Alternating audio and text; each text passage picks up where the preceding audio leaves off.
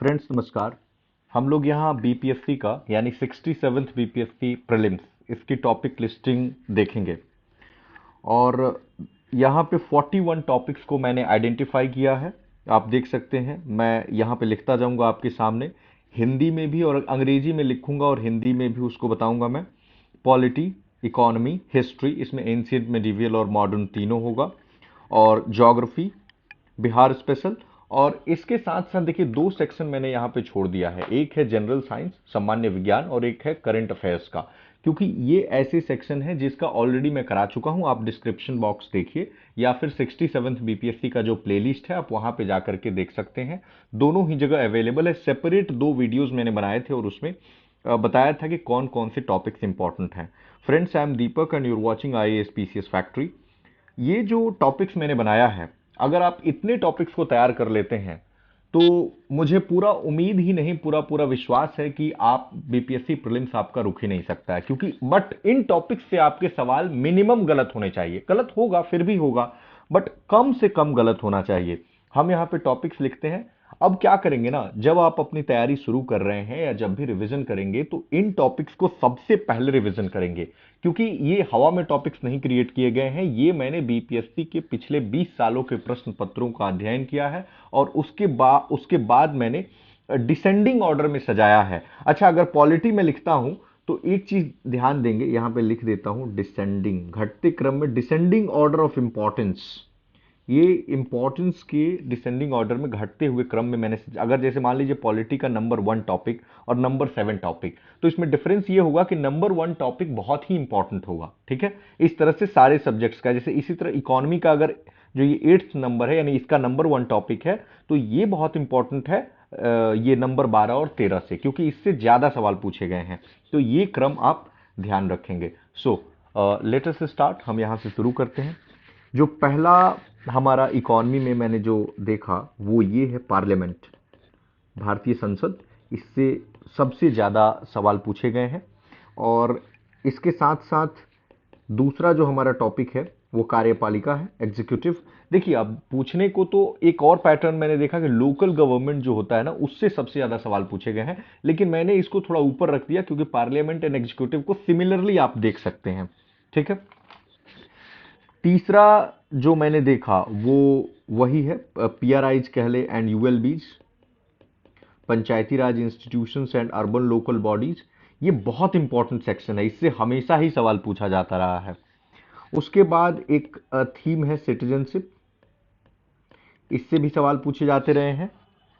और normally UPSC में देखा जाता है कि स्टेट गवर्नमेंट पे उतना फोकस नहीं होता है, बट बीपीएससी का स्टेट गवर्नमेंट पे, राज्य सरकार वाला जो चैप्टर है उस पे फोकस है। ठीक है, तो आप ये कर लेंगे, इंक्लूडिंग इसमें गवर्नर कर लेंगे आप। उसके बाद जुडिशियरी पे भी सवाल पूछा गया है। ज़्यादा थीम मैंने नहीं लिए हैं, बस 7 ही थीम है, इसको आप जरूर कर लेंगे। हो सकता है कि एक थीम में 2-3 चैप्टर इंक्लूड हो जाए, बट आप उसको कर लेंगे, क्योंकि केवल फैक्चुअल डेटा ही तो आपको रटना है ना बीपीएससी के लिए, तो आप ये कर लेंगे। तो न्यायपालिका को आप कर लेंगे। और लास्ट जो हमारा थीम है ना वो है कॉन्स्टिट्यूशनल डेवलपमेंट, कॉन्स्टिट्यूशनल डेवलपमेंट्स।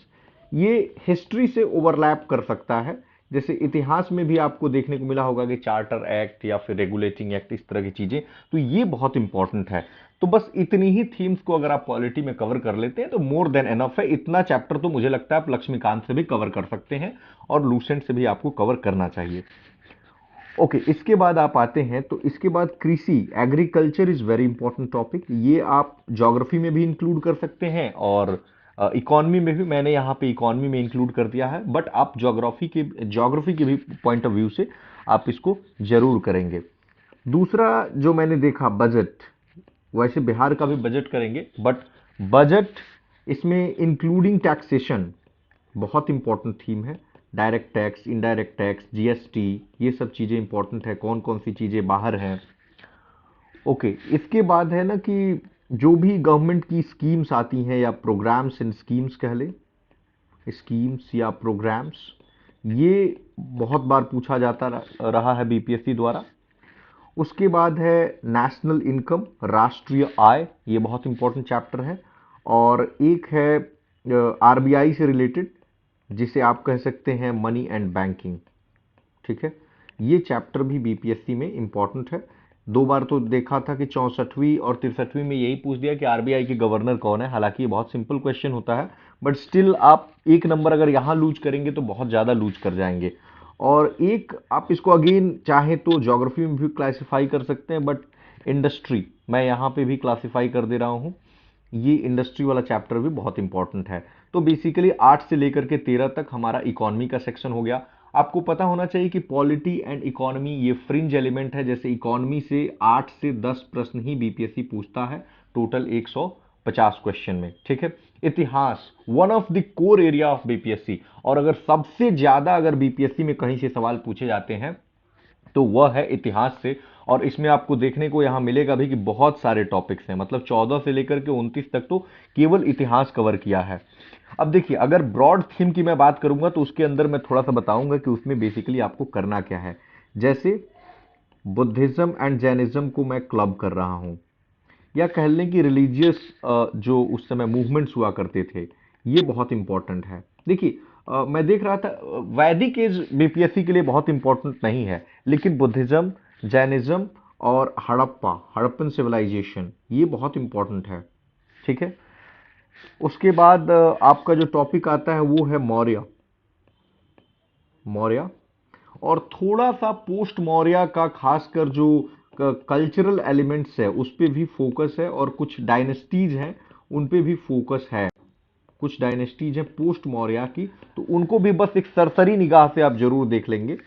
और उसके बाद आप गुप्ता एम्पायर, और पोस्ट गुप्ता में भी थोड़ा सा यहाँ पे जैसे आप चाहें तो हर्षा को भी देख सकते हैं, हर्षवर्धन, ठीक है। थोड़ा सा इनका पूछ लेता है कई बार।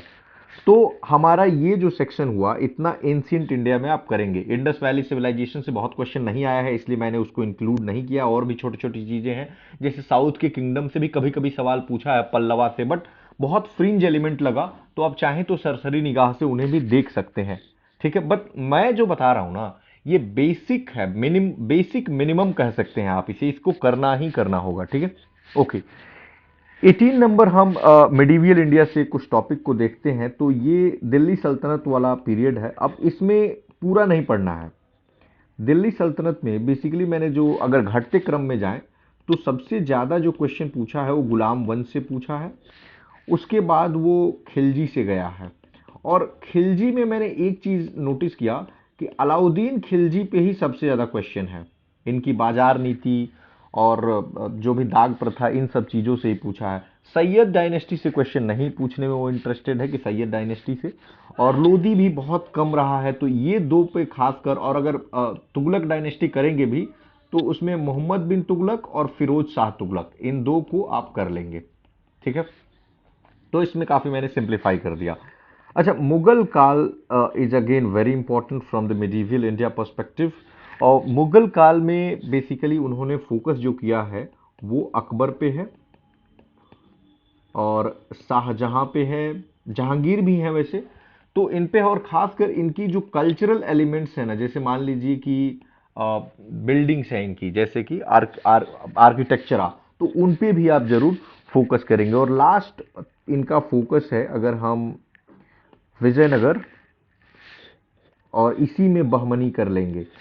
देखिए, मराठा एम्पायर पे फोकस नहीं है, मराठा पे बहुत ज्यादा बीपीएससी का फोकस, रीसेंट की मैं बात कर रहा हूं, फोकस नहीं है। भी एक और चीज मिडीवियल इंडिया में आप करेंगे कि बुक्स एंड ऑथर्स, बहुत इंपॉर्टेंट सेक्शन है ये। पूरे हिस्ट्री में वेरी वेरी इंपॉर्टेंट, मैं लिख देता हूं, पूरे इंटायर हिस्ट्री में बुक्स एंड ऑथर्स बीपीएससी बहुत ज्यादा पूछता रहा है। तो ये हमारा बेसिकली मिडीवियल इंडिया का पार्ट हो गया। इसको तो तीनों में ही आप इंक्लूड करेंगे। Okay, come to the modern part. Modern part में सबसे ज्यादा जो क्वेश्चन है ना, वो गांधी जी की गांधीयन जो फेज है उससे पूछा गया है। अब ये कहेंगे कि फिर इसमें क्लासिफाई करना, अब इसमें जैसे मान लीजिए कि चंपारण सत्याग्रह है, या फिर क्विट इंडिया मूवमेंट है, नॉन कोऑपरेशन मूवमेंट है, सिविल डिसोबीडियंस मूवमेंट है। इसमें यहां पे आकर के आपको थोड़ा सा मुझे लगता है कि डिटेल में पढ़ने की जरूरत है। और दूसरा भी एक डिटेल में पढ़ने की जरूरत है, वो अगला चैप्टर वो है कि कांग्रेस का, आईएनसी का, इंडियन नेशनल कांग्रेस का, कांग्रेस लिख देता हूं, एंड मॉडरेट फेज, ये बहुत इंपॉर्टेंट है। ये घटते क्रम में मैं लिख रहा हूं, यानी कि सबसे ज्यादा क्वेश्चन इससे बना है, फिर इससे बना है, ठीक है, मॉडर्न हिस्ट्री में। उसके बाद बना है peasant and tribal, peasant and tribe, वही वर्कर मूवमेंट से क्वेश्चन बहुत ही कम देखने को मिले, ऑलमोस्ट 9 के बराबर। बट पीजेंट एंड ट्राइबल जो मूवमेंट्स हैं उनसे बहुत सारे क्वेश्चंस हैं। उसके बाद रिवोल्यूशनरी जो नेशनलिस्ट थे, इनसे बहुत सारा नाम को मिलाने को दिया था।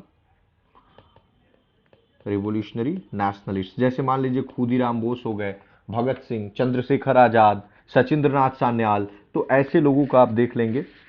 उसके बाद ब्रिटिशर्स की कुछ चीजों को जो मैंने देखा, यूरोपियन का आगमन बहुत कम हो गया है इधर रिसेंट में, बट ब्रिटिशर्स का इन्होंने बेसिकली पूछा है, एक तो कि कैसे एक्सपेंशन हुआ, और दूसरा पूछा है कि इनकी इकोनॉमिक पॉलिसीज के बारे में, जो इनकी आर्थिक नीतियां रही हैं और इनका कॉलोनियलिज्म एंड इंपीरियलिज्म को लेकर के। ओके, नेक्स्ट है रिलीजियस रिफॉर्म मूवमेंट्स, रिलीजियस धार्मिक सुधार आंदोलन, जैसे कि राजा राम मोहन राय हो गए, ठीक है, या फिर इसी तरह आर्य समाज है। तो जितने केवल हिंदुइज्म का आप नहीं देखेंगे, जैसे मान लीजिए मुस्लिम धर्म है, या फिर इस ईसाई धर्म है, या पारसी धर्म है, इनका भी आप देख लेंगे। और एक चैप्टर और है, एजुकेशन एंड न्यूज़पेपर्स। देखिए न्यूज़पेपर वाला सेक्शन बिहार स्पेशल में भी बहुत इंपॉर्टेंट हो जाता है, हम उसमें भी बात करेंगे, ठीक है। और 29th नंबर जो हमारा है वो आप कह सकते हैं पार्टीशन। और उस समय खासकर पूछा जाता है कि उस समय जैसे पार्टीशन जब हुआ था, तो उस समय कांग्रेस की जो अधिवेशन हुआ था, तो उस समय अध्यक्ष कौन थे, जेबी कृपलानी, इस तरह से वो कहाँ पे अध्यक्षता किए थे, तो ये सब इंपॉर्टेंट हो जाता है। इंडियन इंडिपेंडेंस एक्ट की प्रोविजन से लेकर के सवाल, तो ये हालांकि बहुत कम इंपॉर्टेंट है, क्योंकि आप देख रहे होंगे कि ऊपर से आते आते ये सबसे नीचे हो गया। तो ये जो हमारा पार्ट हुआ यहां से लेकर के, तो ये हमारा मॉडर्न हिस्ट्री का पार्ट है। Okay, come to the geography section. भूगोल में हम देखते हैं, तो भूगोल में आप सेंसस करेंगे। अब सेंसस इंडिया का भी करेंगे और बिहार का भी करेंगे। जैसे पूछा जाता है कि बिहार में कई बार ये क्वेश्चन पूछ चुका है कि सबसे ज्यादा सेक्स रेशियो 2011 की जनगणना के अनुसार कहाँ है, तो गोपालगंज डिस्ट्रिक्ट है। तो इस तरह से करके आप चीजों को देख सकते हैं। उसके बाद पूछा है आइलैंड्स, डेजर्ट्स, इसी में आइलैंड्स एंड डेजर्ट्स, इसमें महाद्वीप भी कर लेंगे, ठीक है। फिर मिनरल रिसोर्सेस पे क्वेश्चन पूछा है, खनिज संसाधन। उसके बाद आप करेंगे पर्वत, माउंटेन्स, ये वन लाइनर से आप कर लेंगे ये सब चीजें। माउंटेन्स इन पासिस, प्लेट्यूज, पठार, ठीक है। इसके बाद है रिवर्स, नदियां, बहुत इंपॉर्टेंट है, बिहार स्पेशल में भी पुनपुन नदी से क्वेश्चन पूछ चुका है बीपीएससी। रिवर्स एंड डैम्स पूछता है कि ज्वाइंट जो होता है ना प्रोजेक्ट, तो उनसे भी क्वेश्चन पूछ लेता है कि किस किस राज्य का ज्वाइंट प्रोजेक्ट है, ठीक है। हमारा 35th नंबर जो टॉपिक है वो है क्लाइमेट, जलवायु। बहुत इंपॉर्टेंट तो नहीं है, बट थोड़ा सा क्वेश्चन इससे भी पूछा गया है, सॉइल। और कभी कभी कैपिटल्स पूछ देता रहा है, जैसे कि किसी अफ्रीकन देश का नाम देकर के और उसके कैपिटल पूछ लिया जाता है। ये आपको याद रखना चाहिए, क्योंकि बीपीएससी के इंटरव्यू में मुझसे 3 कैपिटल पूछे गए। तो आप इंटरव्यू तक अगर बीपीएससी पूछ रहा है कि देशों की राजधानियां कहाँ हैं, और तीनों ही अफ्रीकन देश का पूछा गया था, नाइजीरिया का, युगांडा का और साउथ अफ्रीका का मुझसे, तो आप जरूर याद, यही इसी स्टेज पे इसका काम खत्म करें ना। क्योंकि देखिए अब उनका पैटर्न है, अब इंटरव्यू में पूछ रहे हैं तो क्या ही कर सकते हैं। आइडियली इंटरव्यू में इस तरह की चीजें नहीं ही पूछी जानी चाहिए, one liner facts. Anyway, but UPSC में भी कुछ फैक्ट्स पूछे जाते हैं वन लाइनर, डोंट वरी, तो आप इससे बच नहीं सकते हैं।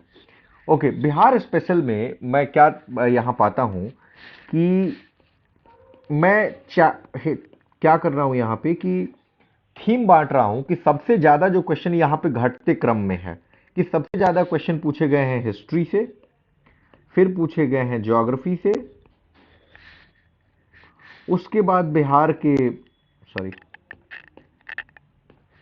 के करंट से, करंट अफेयर्स, और तब पूछे गए हैं बजट एंड इकोनॉमिक सर्वे, ठीक है। अब यहां पे देखिए इतिहास में बिहार का बेसिकली आपको क्या करना होता है, जैसे मान लीजिए कि बिहार का जो एंशियंट हिस्ट्री है वो काफ़ी रिच रहा है, तो आप उसको कर लेंगे। कुछ कुछ क्वेश्चंस मैंने देखा कि कर्नाट वंश इस तरह के भी क्वेश्चंस पूछे जाते रहे हैं।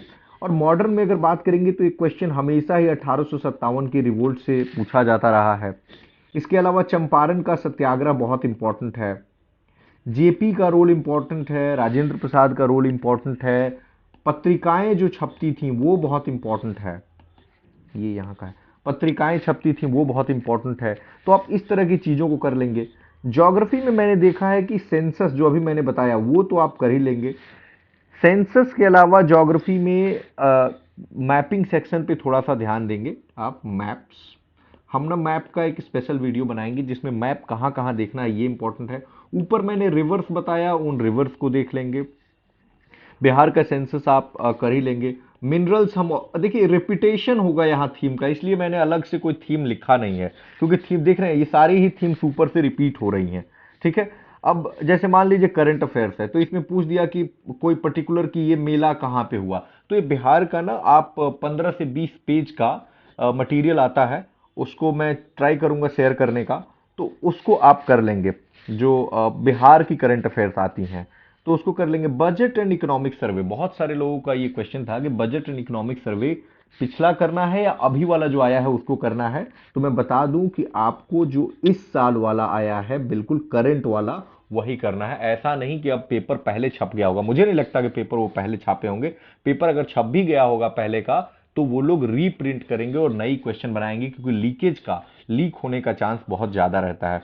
तो फ्रेंड्स, जनरल साइंस और करंट अफेयर्स का मैंने बता दिया है कि ऑलरेडी डिस्क्रिप्शन में, या फिर आप जो है चेक कीजिए प्लेलिस्ट, 67th बीपीएससी प्रीलिम्स करके प्लेलिस्ट है, आप वहां से इसको देख सकते हैं। बाकी 41 टॉपिक्स जो ये हैं इसको आप यहां से कीजिए, ये बेसिक मिनिमम है। अगर आप इतना करते हैं तो मुझे नहीं लगता है कि आपका प्रीलिम्स कहीं से रुकने जा रहा है। धन्यवाद।